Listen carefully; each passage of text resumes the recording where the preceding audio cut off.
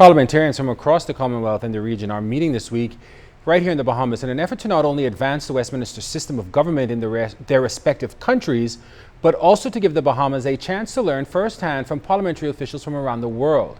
Speaker of the House in the Bahamas, the Honorable Dr. Kendall Major, believes the seat of the Speaker is an important one to the advancement of the country.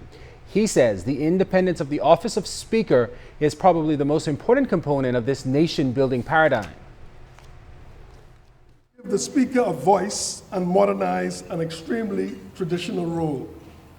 Firstly, I'll proffer three ideas. Strengthen the institution of Parliament by constitutional amendments. Secondly, modernize governance in Parliament through financial management. And thirdly, participatory governance through public relations. Let's talk about strengthening the institution. I believe the first step should be at a constitutional level. Now, I say this despite the fact that we've had three failed referenda. But you see, in our Westminster-style democracy, the responsibility of power is disproportionately with the executive. This means there's a greater potential for abuse. We must loosen the chains which bind Parliament to the executive by unleashing Parliament's autonomy. In essence, there should be sharper lines of demarcation to create a more distinct separation of powers. A constitutional amendment will promote the notion that governing yourself is to govern your own powers.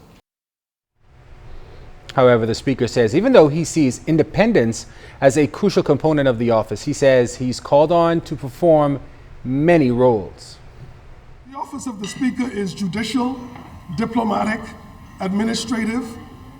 I serve as a referee, psychiatrist, counselor, pastor, and yes, homeroom teacher.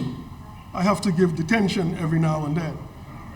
So I now understand what the biblical figures Shadrach, Meshach, and Abednego experienced. It was baptism by fire. The Speaker is firstly servant of the House. The confidence of all members is vested in his judgment, and at times his judgment is placed under heavy scrutiny and a challenge even from the government side. This leads me to one of the more gross contradictions of the office. In my judicial capacity, I sometimes rule against the government. Fellow Rotarians and guests, if looks could kill. The irony, though, is that tomorrow I'm placed in a more uncomfortable position to contact that same minister seeking assistance on behalf of you, the Bahamian people. It's called a tightrope.